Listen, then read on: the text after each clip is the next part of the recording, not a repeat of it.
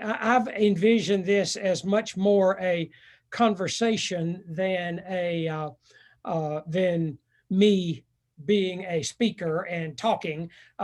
But our our subject matter has to do with various Christmas traditions, and one of the things I want you to think about in a few minutes is to what are some of the special Christmas traditions that you either have done in the past or continue to do, or whatever. We let me see, hold on a minute here. I may have the wrong thing going here. I meant to have it on speaker view. Anyway, whatever. So be thinking about your own traditions to share with the others who are in our group with us this morning, things that you look forward to at Christmas time. But I want to begin by sharing what I think has become kind of an odd tradition that I don't know if it's a Christmas tradition or not, but a couple of years ago on NPR, I heard a feature show that began something like, "You can tell Christmas is coming when the police start getting reports of the baby Jesus being stolen out of people's manger scenes." Wow. The article began, last week in Bellingham, Washington, a Jesus statue was stolen for the third time this year. In Clashstone, New Hampshire, one was plucked from its cradle and replaced with a beer can. Basically, where there's a nativity scene, there's a good chance there will be a manger kidnapping, and rarely does the baby Jesus get returned. My friend Todd Hobby, who was the pastor at First Presbyterian in Concord and a good friend of mine for a long time, Todd, when he was in college, his family was living in Little Rock, and at that time in the 70s, the Little Rock state capitol put a Christian manger scene on the front steps of the state capitol, and apparently at that time it was kind of a typical college student prank to see if they could get up there and steal the baby Jesus out of the manger scene. So Todd said one Christmas when he was home, he went up to check on the manger scene, and Jesus was chained to the manger, which I think is kind of an image that we that makes sense in a way. I think we kind of want Jesus to be chained, in that we want the baby Jesus to be chained in the manger scene. You froze up for a second there, Chuck. Yeah. You're back now. Okay. Well, I'm saying, what I was saying was, I think there's a sense in which we kind of want baby Jesus because the baby Jesus is easier for us than the adult Jesus. The adult Jesus makes demands of us. The baby Jesus is, and it reminds me, and this is, I'm ashamed and a little embarrassed to say that it reminds me of this scene, but in the movie Talladega Nights, which it stars Will Ferrell, and there's only one scene in the movie that's worth watching, and it is this scene where they're all seated, or the family is seated around this table, this big Thanksgiving-sized table, and Will Ferrell, who is playing the Ricky Bobby is the main character. He begins the blessing and he says, "Dear baby Jesus," something. He goes on several times. He refers to the baby Jesus. And finally, at one point, his wife interrupts him and says, "You know, he grew up, don't you?" And he says, "Yeah, but I like the baby Jesus better." And so then he says, "Dear 8-pound, 6-ounce baby Jesus," and he goes on with, and I get it. I mean, I understand that we kind of want the baby Jesus to be chained in the manger because the baby Jesus doesn't make any demands of us in the same way that the adult Jesus does. But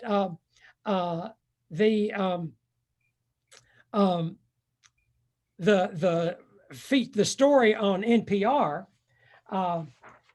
told about the baby Jesus being stolen out of the manger scene. And here's the way that story went. In Buffalo, New York, an 18-inch plastic figurine of the baby Jesus was stolen from the home of John and Joan Lysing just 2 days before Christmas. When Christmas was over and it was time to take down the manger scene, the Lysings packed up all the figures and put them back in the attic, except for the missing baby Jesus. After that, they thought was the end, and that they thought was the end of it. 8 months later, one morning on their doorstep was their baby Jesus with a photo album and a letter. And the letter read, "Please read this letter to dear residents of Depew Avenue and keepers of the baby Jesus. Please read this letter in its entirety before passing judgment on the actions and events which have taken place. We're simply a group of young adults who wish to show the baby Jesus a better life than he would have seen cooped up in an attic crawl space.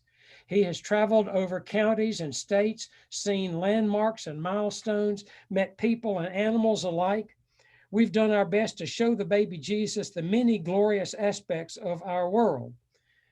And they included with it a photo album, and here are some of the pictures of the baby Jesus. Oh my goodness. So Wow. here's the baby Jesus cooking brownies in their kitchen. And here's the baby Jesus on a camping trip with their family. And here's the baby Jesus as they are getting ready to cross the Rip Van Winkle Bridge. So they took baby Jesus with them around on all of their travels and so forth. So that was a part of the book entitled "The Chronicles," the Baby Jesus Chronicles that they showed. So that they gave. And so the letter goes on. "However, now we feel it's time to safely return the baby Jesus back into the arms of his owners. We have done the best possible job we could to keep the baby Jesus safe and in loving arms. Over the course of the last 8 months, the baby Jesus has become more to us than simply a plastic religious figure. He has come with us to parties, on camping trips, on college visits, on multiple summer adventures. The baby Jesus has been with us through thick and thin, happy and sad, good times and bad. Having to say goodbye to the baby Jesus made today a sad day for all of us. But on a more serious note, we meant for this adventure to be in no way either blasphemous or disrespectful. We hope you can view this as an interesting and funny story to tell at your dinner parties. The baby Jesus has made us happy in numerous times in the past 8 months, and we hope the chronicles of his life with us can pass on some of that happiness to you." And so,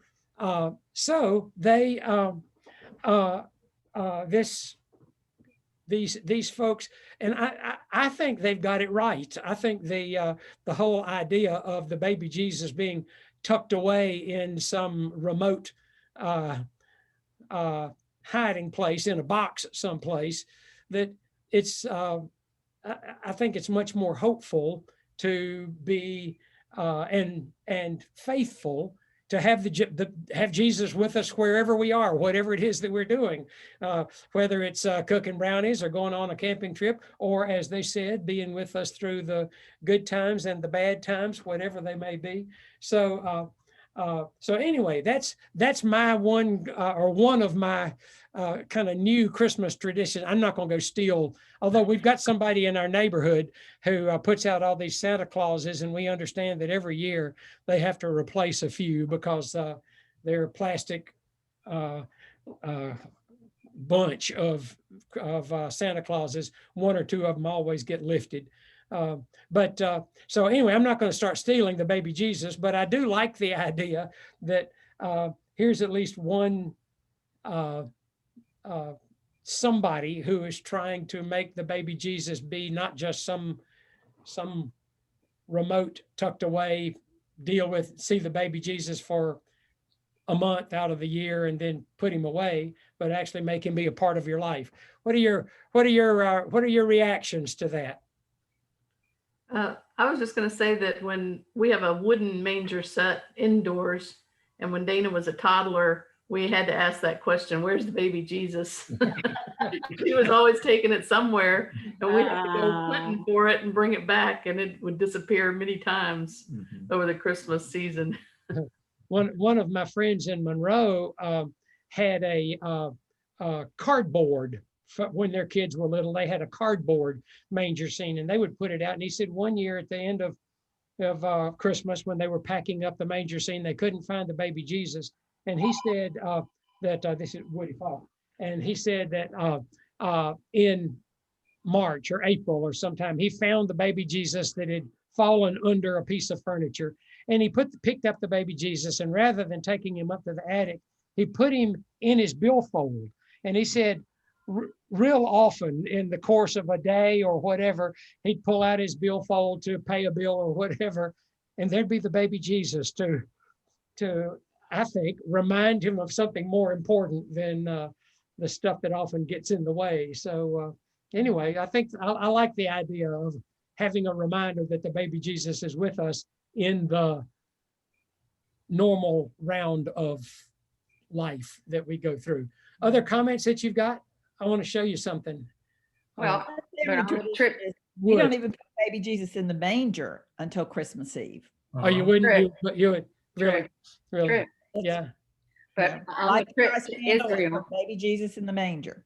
well, on the trip to Israel, it made me, just embrace every single aspect of his life, from his birth to his death and everything along the way when he was baptized by John the Baptist on Jordan River. Oh, every aspect of that journey to Israel with the church just touched my heart and soul so much, but it made me just,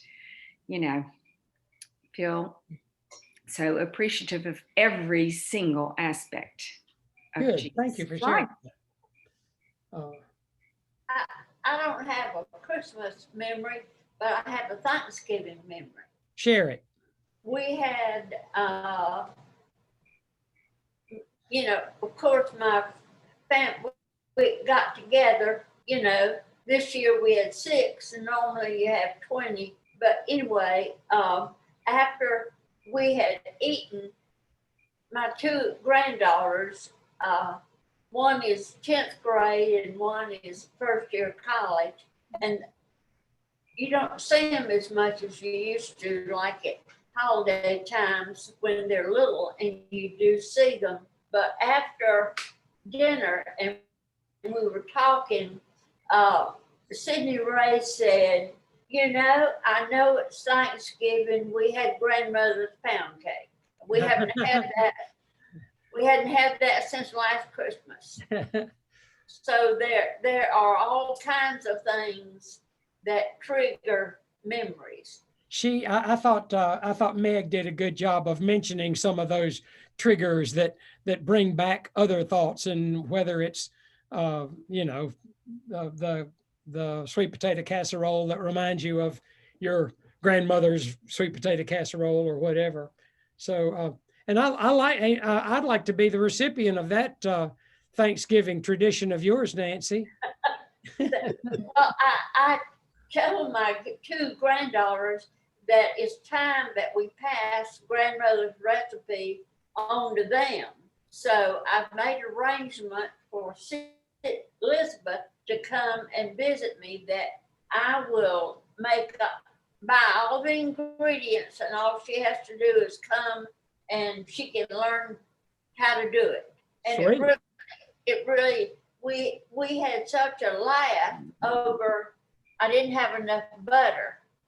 And so Eric had to go to the store and get butter. And the question was, how much butter do you use? You didn't have enough. I said, no, you have to have a pound of butter. And of course, their reaction was, a pound of butter.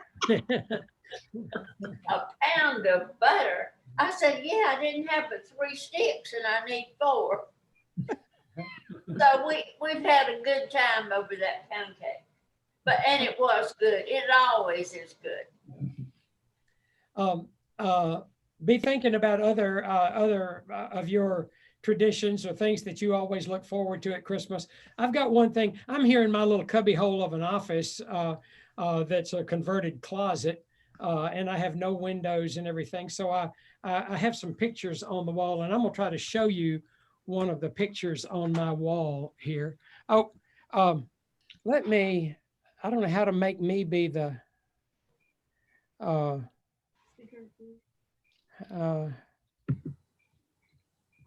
Are those people on horseback in that picture? Yeah, and but no, it won't. I mean, I've been talking and it won't. I somehow can't get the get this to show a big picture of this. Is a painting. Can y'all see that? It's kind of tough. Yeah. Can y'all see the big picture? Okay. Yeah, just change it. We can change it to speaker view ourselves.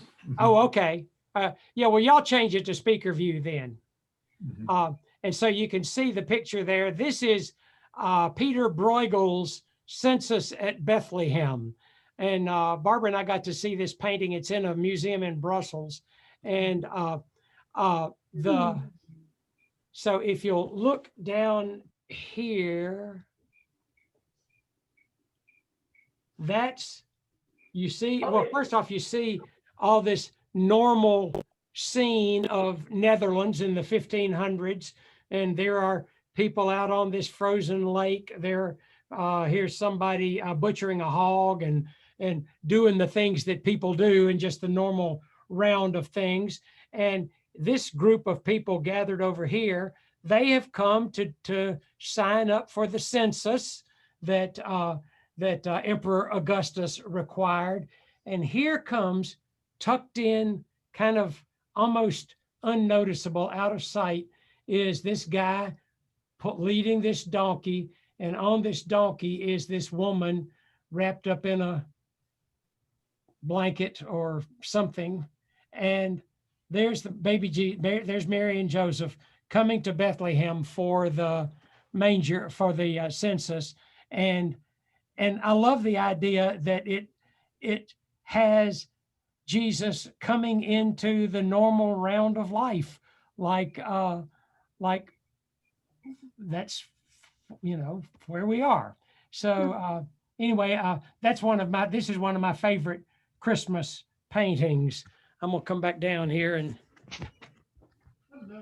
Did that work okay? Could y'all actually see the painting okay? Yeah. It's very cool. Peter Bruegels, Breugels, Bruegels. And I recommend you can get a better view of the painting than what I just showed you. So anyway, so talk to me a little bit about some of the Christmas traditions or things that you do that wouldn't be Christmas without. Are there movies that you have to watch? Are there things that you do with family or whatever? What are some of them? Love to sing all the Christmas carols. Do y'all do that, like gather around the piano at home? Well, my husband doesn't sing. I just, sometimes I sing when I see it, you know. I mean, you know, because since we're not in person at church, but sometimes I sing the hymns when they're singing them at church. And also, even though this is not religious, I sing a lot of Christmas songs with my grandchildren, like Rudolph the Red-Nosed Reindeer, and Here Comes Santa Claus, Here Comes Santa Claus, right down Santa Claus Lane, you know, just a lot of the kids' Christmas songs. But I love Christmas carols. Yeah. And I have a radio station on my in my car that I can listen to Christmas carols every time I'm driving now. Yeah, good. What else? What are some other things? What about other special Christmas memories? Are there things about this time of year that make you especially happy, make you kind of nostalgic or sad, even as you think about My good friend Jeannie yesterday emailed me a flyer from her church. She's a member at St. Mark's Catholic here in Huntersville, and the flyer is about the shoebox ministry. Yeah. And I had said to her a couple of weeks ago, the thing I'm going to miss at our church is not being with my granddaughters and going to Dollar Tree and buying things for the shoe box ministry for, I guess, is it Samaritan's Purse? Yeah, that does that. And we would have at church, all the circles did the shoebox ministry, and we always had a contest, and who was going to have the most shoe boxes at our collection. And finally, one day, a group of us from Circle actually went down to that big building and helped pack the boxes. And that was a revelation, to see all those people. And I didn't realize that they were going to unpack all those boxes and take all the liquid things out and then take the money out and do something with them. But I called her and I said, Jeannie, I'm so glad y'all gonna pack the shoe boxes, because one of my good memories from Christmas is getting with Cindy Ray and Elizabeth, and not only going to Dollar Tree as a group, but then getting together and packing the shoe boxes. So, and now St. Mark's is open. They're having regular worship services. In-person services? Yes. Wow. Well, Rich, it looks like you want to jump in. Oh, I was just going to share. I can't think of anything really that unusual that our family does. We do it pretty much throughout my original family and my family now, that we do pretty much all the traditional Christmas things. But one that I think I've been really blessed to do all my life has been the Christmas Eve focused around the church service. And we're all blessed with that. I think it's unfortunate the families that don't get that experience. Right. But ours expanded when Dana got into the handbells, and even before that when we got with handbells. So I thought I'd mention that. I kind of enjoyed that, having the handbell concert and things as part of the focus of the Christmas Eve. Yeah. We really appreciated that. and we always went to the 8 o'clock service. I can't remember was that for little people or That was from big our people family or service. It was a family service, yeah. There was like a 5 o'clock service years ago, Exactly. but we used to go to the 11 o'clock when my kids were teenagers. Well, we had to go to 11 o'clock because I had handbells. Okay, and We then, always had to right, go- we but always we had to would go go to into the 8 o'clock for years, so. Exactly. I think that the memory that resonates the most with me was Abigail went with us on Christmas Eve one year to do Room in the Inn at the Episcopal Church downtown. oh Oh, wow. oh It was such it was actually it was Christmas Day. We went that not the night of Christmas Day, and her experience with being with these, because there were families and there were children there, and there was one child who had gotten a yo-yo for Christmas and was so excited about that yo-yo and was playing with it, and it meant so much to her. And it was so eye-opening for all of us to see how that simple gift meant so much to this young child who didn't have very much at all. And we'd had this abundance of Christmas, and balancing those things and really wrestling with what Christmas should be and what Christmas had become. And I think that's a memory that still today brings up, okay, what are we going to do during this time that has to do with others who are in need versus ourselves where the need is really not very much. Yeah. We, when I, you're mentioning room in the inn when I was at Philadelphia Presbyterian in Mid Hill, we had our night to keep the neighbors happened to be Christmas Eve one year. And a young couple who had gotten married in the year before, they didn't yet have any children. They agreed to host room in the inn for their first Christmas Eve together as husband and wife. And I thought, what a gracious way to begin your Christmas traditions as a husband and wife, is to host Christmas room in the inn. And I've really admired them for that. What a blessing. Yeah. What a blessing to see everybody, especially when nobody's wearing a face mask. Sometimes it's hard to recognize people when they're wearing face masks, but y'all have got to leave because my bridge group is getting ready to play bridge. And I've got to leave because I've got to go get my grandchild. So hope everybody has a nice Advent season and a Christmas. But let's hope to God that 2021 is a fully normal Advent season and a Christmas. Thank you. Bless you all. Good to see everybody. Bye. Bye. Thanks, everyone. Have a great holiday, and may Advent truly be a time of waiting and preparing that fills us all with the blessings that we are given through our faith. Thanks, Emily. Thanks, Emily. Bye. Bye, everyone.